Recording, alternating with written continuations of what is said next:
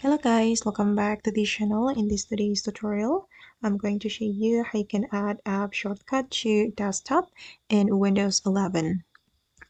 Okay, let's get into it guys. I have opened my computer, and if we want to add app shortcut to the desktop, we can go to the start menu right here.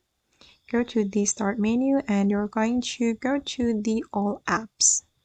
Okay, and after the all apps have been opened, you can choose the application you want to add the shortcut to this desktop. And for example, I'm going to add this clock application to my desktop. So I'm just going to drag it like this. Wait, I'm going to drag it right here. And as you can see that the clock app has been added to this desktop. And I'm going to practice it one more time.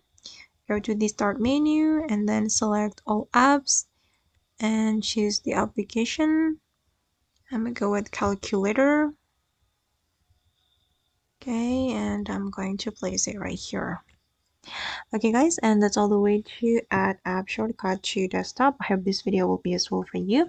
Thank you so much for watching and bye.